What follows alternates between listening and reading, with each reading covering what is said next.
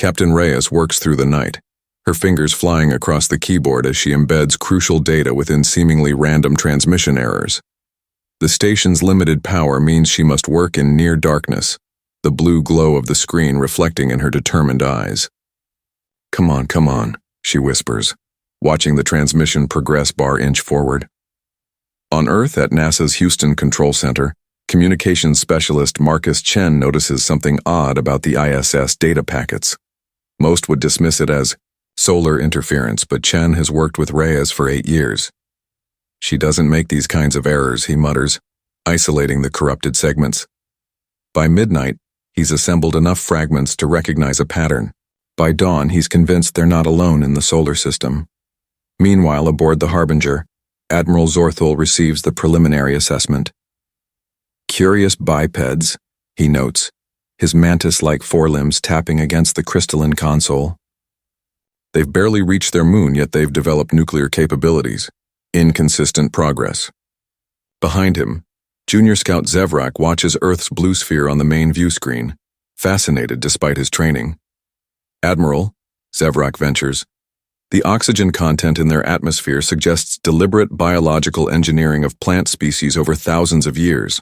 Zorthul's compound eyes shift toward the young scout. A primitive form of terraforming, nothing more. They're barely past combustion technologies. Dr. Miravex enters the command deck, her tentacles carrying multiple data tablets simultaneously. With respect, Admiral, their technological advancement curve is unlike anything in our records. They progressed from basic flight to space travel in a single lifetime. Anomalous but irrelevant, Zorthul dismisses. Prepare the standard observation protocol. 3 cycles should be sufficient before we introduce ourselves. As the aliens debate humanity's significance, Captain Reyes completes her transmission. The moment it sends, she erases all evidence from the system and performs a scheduled course correction to mask the power surge. Her heart pounds as she stares into the endless black of space, knowing somewhere out there, they're watching. On Earth, Chen takes his findings to Director Wallace at NASA, who initially scoffs at the suggestion. Aliens, Chen? Have you been sleeping? Read the data yourself, sir, Chen insists, sliding a tablet across the desk. Captain Reyes encoded this deliberately. These aren't random errors. Wallace's skepticism fades as he scrolls through the analysis. If you're right. He reaches for a secure phone, punching in a rarely used code. This is Director Wallace. Security level Omega. I need to speak with the Secretary of Defense. Now. Within hours, a classified briefing begins in the Pentagon's deepest sublevel. Representatives from major world powers sit in stunned silence as Chen presents his findings. General Kamala Rodriguez of United Earth Defense, a previously ceremonial international body, speaks first. If this is true, everything changes. We need to verify without alerting the watchers. Dr. Sanjay Patel, Nobel-winning physicist, studies the orbital calculations. We can use the Deep Space Radio Array to passively scan these coordinates without detection. If something's there, we'll know. The room fills with urgent whispers as humanity's leadership confronts an unthinkable reality. They are not alone, and their visitors did not announce themselves, which means they're being hunted. Dr. Miravex's observation pod hovers silently above New Delhi, its cloaking field causing only the faintest shimmer in the early morning light. She records with fascination as humans stream through the crowded streets below, their chaotic patterns defying the predictive algorithms she's relied on for decades. Remarkable, she murmurs, capturing footage of a traffic accident where strangers immediately rush to help the injured. They have no hive connection, yet they coordinate instinctively. Her assistant, junior analyst Krellmore, scrolls through data from other observation posts. The behavioral inconsistencies are troubling. Yesterday, I watched humans risk death to save animals from a burning building. Today, I observed them slaughtering similar creatures for food. Their contradictions extend beyond behavior, Miravex notes, manipulating a holographic display of human genetic material. Their DNA contains fragments from at least 4 extinct hominid species. They're genetic chimeras, survivors who absorbed their competitors. Aboard the Harbinger, Admiral Zorthul reviews their findings with growing irritation. 90 days, wasted observing primitives who still burn hydrocarbons for energy. Captain Drell Sar, his second-in-command, approaches with caution. The monitoring team detected unusual activity at their deep space listening arrays. The humans appear to be conducting passive scans of our position. Sorthul's compound eyes narrow. Impossible. Their technology can't penetrate our cloaking fields. The evidence suggests otherwise, Admiral. Drelsar insists, her scaled skin flushing orange with concern. And there's more. They're military. Installations have increased alert status worldwide, yet public channels show no indication of heightened tensions between their nation-states. Meanwhile, beneath the Rocky Mountains, the newly formed Human Defense Initiative converts a Cold War bunker into its headquarters. General Rodriguez studies satellite imagery alongside Dr. Patel and a hastily assembled team of Earth's brightest minds. The evidence is conclusive, Dr. Patel announces, pointing to seemingly empty patches of sky where their new detection system reveals subtle distortions. 27 observation vessels in low Earth orbit, plus the larger ship at the Lagrange point. They've been watching us for months, Chen adds, now heading the Communications Intelligence Division. The question is, why reveal themselves at all? Why not just attack if that's their intention? Dr. Liu Wei, anthropologist from Beijing University, speaks up. In human history, colonial powers often studied indigenous populations before making contact. They're assessing our threat level and resource value. Rodriguez nods grimly. Then we need to change that calculation before they decide we're expendable. In Washington, D.C., President Alvarez meets with a bipartisan congressional committee in a secure underground facility. As of this moment, we're implementing the Sentinel Protocol, she announces. All major powers have agreed to unified command. Structure under UN oversight. Senator Blackwell scoffs. A world government through the back door? No, Senator, Alvarez responds firmly. A human response to a non-human threat.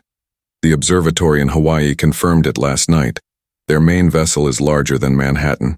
We either stand together, or we fall separately. As Earth's leaders, plan in secret, Dr. Miravex makes her final entry in the assessment log. Recommend extreme caution in approach to humanity. Their unpredictability factor exceeds all known sentient species by orders of magnitude. She pauses, then adds, personal. Note, I believe we may have finally found worthy adversaries. General Lin Wei watches the massive obsidian ship hovering above Beijing's Forbidden City, its shadow darkening the ancient structures below. Around her, the emergency command center buzzes with controlled urgency. Military officers relay reports, while civilian scientists analyze real-time data on the alien vessel's energy signatures. Their power output exceeds our entire eastern power grid, reports Dr. Zhang, eyes fixed on his monitoring equipment. And yet they're using less than 2% of their capability. Lin nods, her expression betraying nothing. A demonstration, not an attack. They want us intimidated. She turns to her communications officer. Connect me to the Global Response Network. It's time. Across the planet, similar scenes unfold as humanity enacts what would have been unthinkable weeks ago. A unified defense strategy transcending old rivalries. In Moscow, Russian and European forces establish joint command. In Cairo, Middle Eastern nations share intelligence freely. Along the 38th parallel, North and South Korean troops stand together, watching the ship hovering above Seoul. Admiral Sorthul observes these developments from the Harbinger's command center, his irritation growing. They should be panicking, fighting among themselves for our favor. He gestures to the communications officer. Broadcast the ultimatum again. Make it clear that resistance means planetary bombardment. Captain Drell Sar approaches cautiously. Admiral, our sensors detect unusual activity at these coordinates. The display shows multiple locations worldwide. Military bases, yes, but also university research centers, private technology firms, and remote installations in Antarctica and the Sahara. They're activating some kind of network, Drell Sar explains. Energy signatures we didn't detect during our observation period. Dr. Miravex enters, her tentacles agitated. The humans are implementing countermeasures we didn't anticipate. They've known about us longer than we realized. At the Global Science Summit in Geneva, now converted to a crisis command center, Dr. Sanjay Patel addresses representatives from 194 nations.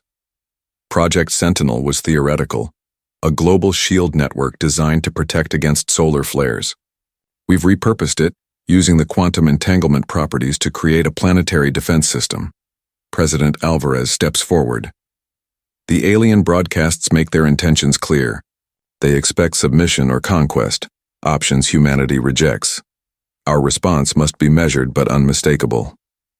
Admiral Zorthul, growing impatient with human defiance, orders the first demonstration strike, targeted electromagnetic pulses, designed to disable Earth's power infrastructure. Show them the futility of resistance, he commands. The pulse weapons fire, arcing energy toward key power stations across Asia. But instead of widespread blackouts, something unexpected happens. The energy dissipates, absorbed by previously hidden arrays that glow with blue-white intensity as they capture and redirect the alien attack. In New York, Captain Elena Reyes, rescued from the ISS days earlier, watches the defense network perform exactly as designed. It worked, she breathes, turning to teenage prodigy Mei Wang, whose theoretical models made the shields possible. Mei nods, eyes wide with relief and pride. They thought we'd be easy prey. Admiral Zorthul stares in disbelief at the readings. Impossible, he hisses. Implement attack pattern Delta, target their military installations directly. As the Dominion ships reposition for more aggressive strikes, Earth's unified forces move to their assigned positions. The first true battle for humanity's survival is about to begin. Dr. Miravex's laboratory aboard the Harbinger buzzes with activity as she examines new data on human physiology. Holographic displays show human cellular structures alongside comparative alien biology. Look at these stress hormone responses, she explains to a cluster of science officers. When Dominion species face prolonged danger, our neural pathways eventually collapse. Humans, however. She gestures to a simulation showing human brain activity under pressure. Their adrenal system actually strengthens neural connections during extended threat exposure. Junior Science Officer Kel Vorn looks disturbed. They improve under stress? Evolution on a predator world, Miravex confirms. Their planet's history includes 5 mass extinction events. The survivors adapted by turning crisis into opportunity. Meanwhile, Lieutenant Commander Jun Hayashi pilots the prototype Sunburst fighter through Nevada's skies. The craft combines reverse-engineered alien propulsion with human stealth technology, breaking every law of aerodynamics that engineers once considered immutable. How's she handling?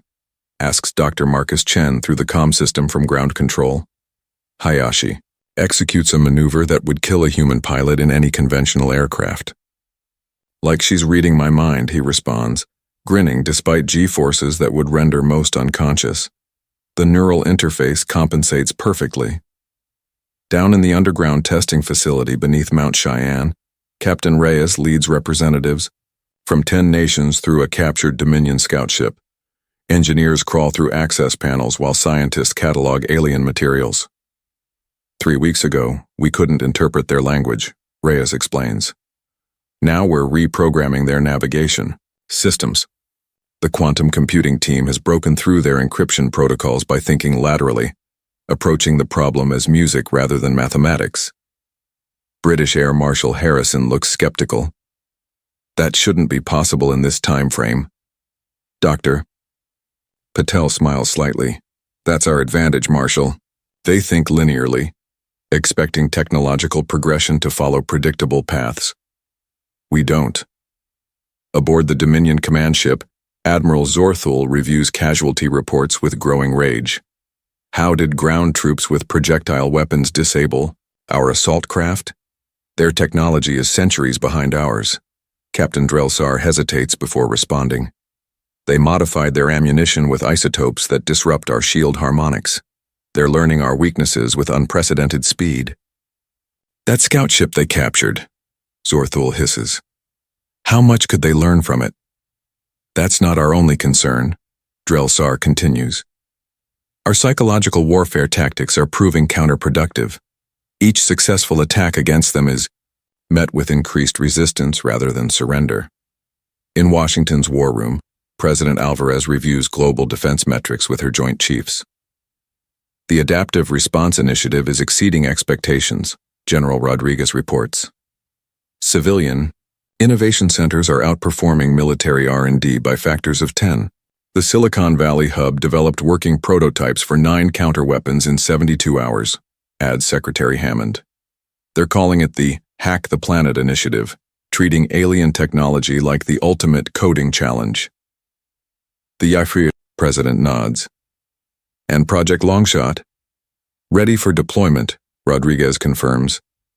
If we're right about their fleet communication vulnerabilities, we might just buy ourselves the advantage we need. As humanity prepares its next move, Dr. Miravex completes her report with a final, troubling observation. The humans' greatest weapon isn't their technology.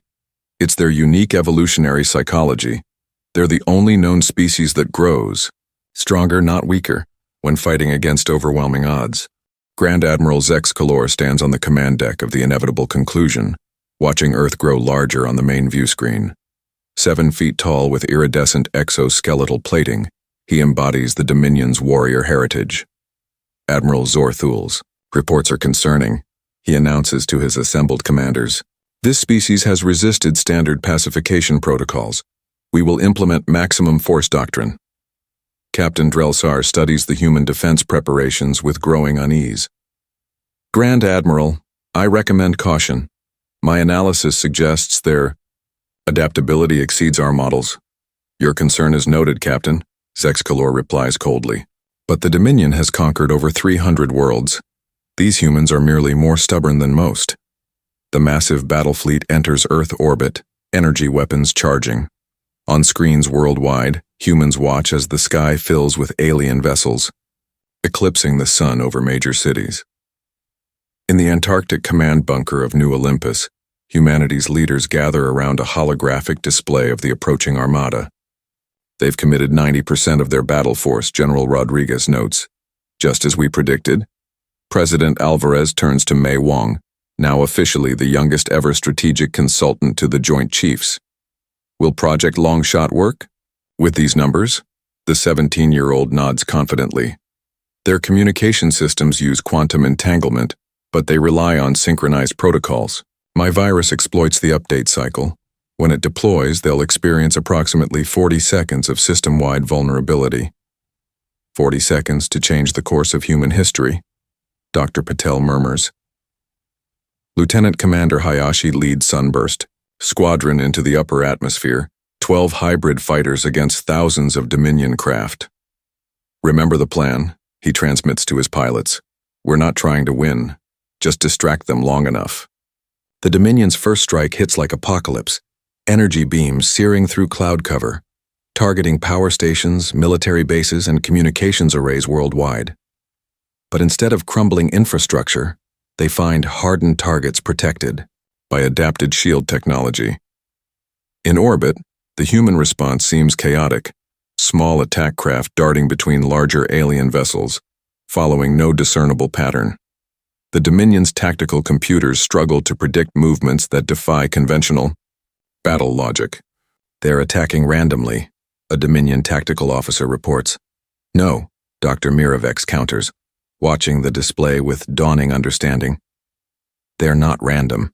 They're creating confusion, like predators herding prey." On Earth, Captain Reyes monitors the battle from the Geneva Command Center. Sunburst Squadron is in position. Defense networks holding at 63% capacity. Initiate Longshot on my mark. Across the globe, hidden transmitters activate simultaneously. Mei Wong's fingers fly across her console, launching the virus into the Dominion's communication network. For a breathless moment, nothing happens. Then, throughout the alien fleet, navigation systems flicker. Shield harmonics destabilize. Communication fails. "Now," Reyes commands. Humanity launches its true attack. Not the fighters that had merely been a distraction, but thousands of smaller drones that had remained hidden in the planet's magnetic field. They swarm toward the suddenly vulnerable Dominion ships, targeting propulsion and weapons systems with surgical precision. Grand Admiral Zexcalor watches in disbelief as his unified fleet fragments into isolated vessels. "What is happening?" he demands. Dr. Miravex meets his gaze steadily. "They're hunting us, Admiral, and they've been planning this since before we even arrived." Captain Drelsar watches with growing horror as the Dominion fleet fractures under humanity's coordinated assault. Across all channels, damage reports flood in, navigation systems offline, weapons arrays disabled, shield generators failing. The long-shot virus has accomplished in minutes what conventional warfare couldn't achieve in months. "We need to regroup," she urges Admiral Zorthul. "Our tactical advantage is compromised." But the Admiral remains fixated on destruction. "Implement emergency protocols. All ships, switch to manual targeting and fire at will." Several bridge officers exchange troubled glances. Dominion protocol dictates retreat when command networks fail, not escalation. Aboard the human rescue vessel Mercy, Dr. Eliza Santos leads a team of medical personnel toward a crippled Dominion cruiser. "Remember, we're not soldiers," she reminds her crew. "Our mission is humanitarian, regardless of species." Their shuttle docks with the damaged alien ship, atmosphere shields engaging as they cut through the hull. Inside, they find injured Dominion crew, some with severe radiation burns, others trapped under collapsed equipment. Dr. Santos approaches a wounded alien officer, scanner in hand. "I'm a physician," she says, activating her translation device. "We're here to help." The officer, Second Lieutenant Krell Nor, stares in confusion at these humans who breached their ship, not with weapons, but with medical equipment. "Why?" he manages through pain. "We came to conquer you." "Because today you're not our enemy," Santos replies, administering pain relief. "You're our patient." Similar scenes unfold across the battlefield as Earth dispatches rescue teams to damaged alien vessels. The strategy, proposed by Captain Reyes and approved despite military objections, serves multiple purposes: intelligence gathering, psychological impact, and most importantly, demonstration of human values. Grand Admiral Zexcalor, watching from the inevitable conclusion, cannot comprehend this behavior. "They cripple our ships, then risk their lives to save our crews," he demands of Dr. Miravex. "Explain this contradiction." "They're showing us who they are," she responds quietly, "and hoping we'll see ourselves differently." The effect ripples through the Dominion forces. Captain Drelsar receives reports from rescued crew members, each telling stories of human compassion that contradict everything they'd been told about the primitive bipeds. When Admiral Zorthul orders the fleet to regroup for another attack, Drelsar makes her decision. She opens a channel to all Dominion vessels. "This is Captain Drelsar. Our mission was assessment and potential integration, not extermination. I am invoking Council Directive 5.7, Commander Mental Instability Clause. Stand down attack preparations." Throughout the fleet, ship captains must choose: follow Zorthul's increasingly erratic commands, or acknowledge the evidence before them. One by one, ships signal their support for Drelsar. Zorthul, watching his authority crumble, retreats to the inevitable conclusion's weapon control chamber. "If they won't follow orders, I'll force the outcome," he hisses, initiating the planet killer. Protocol personally. Dr. Miravex, alerted by suspicious power fluctuations, realizes his intent with horror. Using her science officer clearance, she accesses the emergency communication system and transmits directly to Earth. "Human defenders," she broadcasts. "Admiral Zorthul has activated the annihilation engine. You have less than 6 hours before deployment. I'm sending specifications now." As the transmission completes, security forces burst into her laboratory. Her last thought before they stun her: perhaps humans aren't the only species capable of evolution. Dr. Miravex awakens in a holding cell, her tentacles bound. Through the energy barrier, she sees Captain Drelsar approaching with 2 security officers. "You committed treason against the Dominion," Drelsar states, dismissing the guards with, A gesture. Miravex meets her gaze steadily. I chose to prevent genocide. As did I. Drelsar deactivates the cell barrier. But Admiral Zorthul has barricaded himself in the weapon control chamber with loyalists. My security teams can't breach it without risking the Annihilation Engine's premature detonation. Meanwhile, in New Olympus, humanity's leaders gather around Dr. Miravex's transmitted schematics of the planet-killer weapon. The mood is grim, as Dr. Patel explains its functioning. It creates a cascading quantum reaction that breaks down molecular bonds, he says. Nothing would survive, not buildings, not people, not even bacteria. President Alvarez turns to Admiral Reyes. Options? 3 possibilities, Reyes responds. First, a direct assault on the inevitable conclusion, difficult with Captain Drelsar's forces now protecting it from Zorthul's loyalists. Second, we attempt to evacuate as many humans as possible to our lunar base and Mars colony. And third, asks General Rodriguez.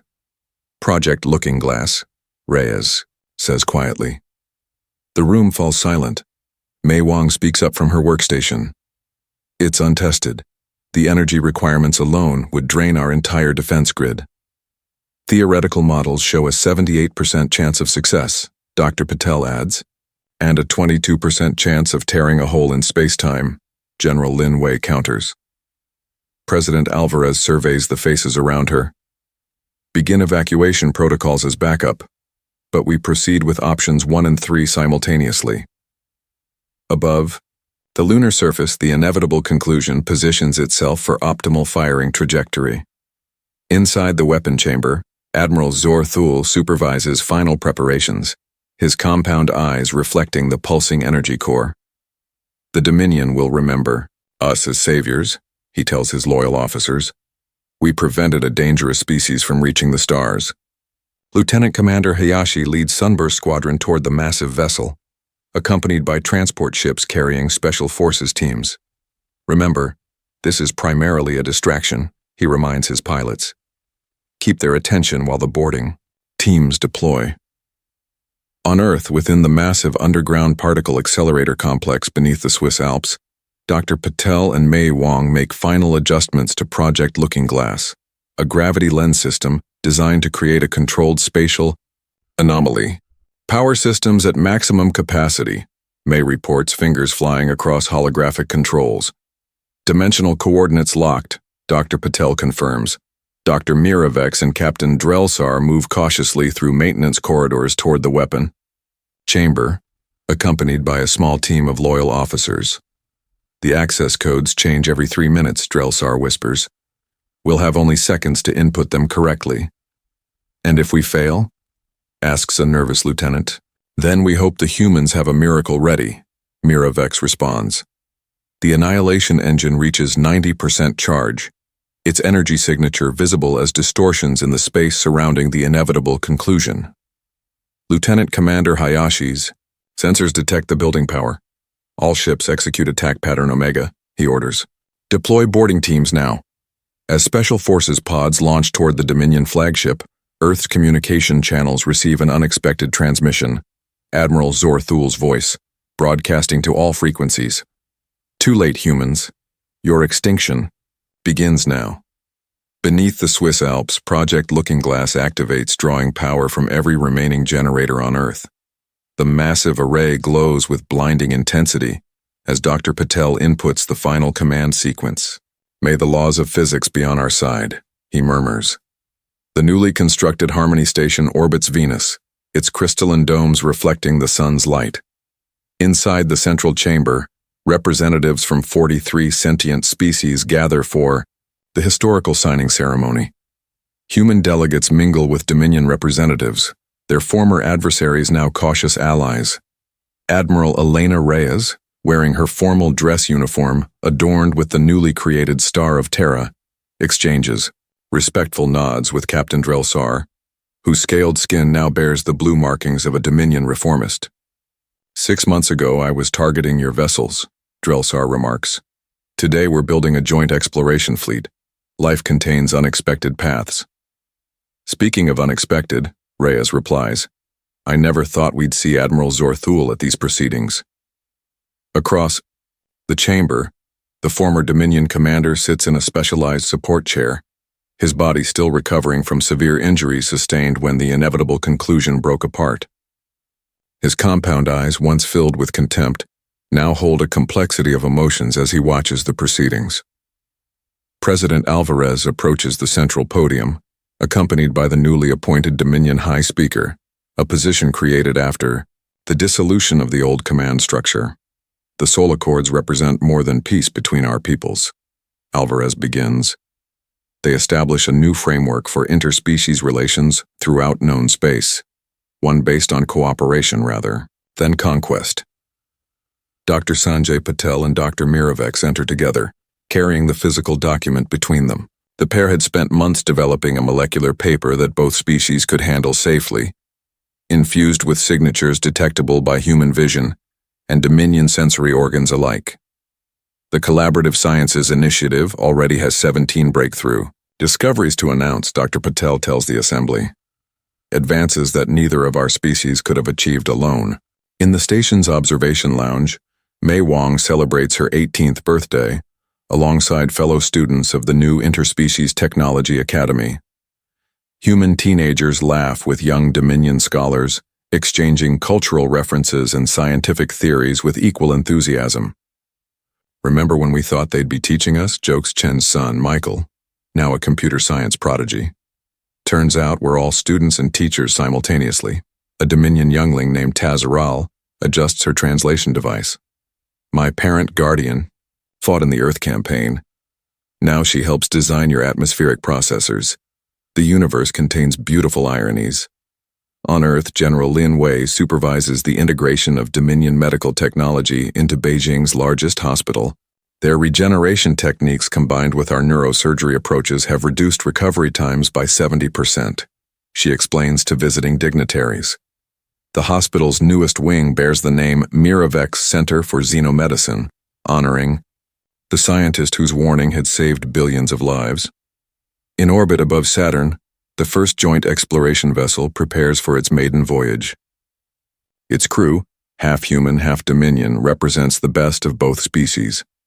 The ship's name, displayed in both English and Dominion script, reads, Unexpected Alliance.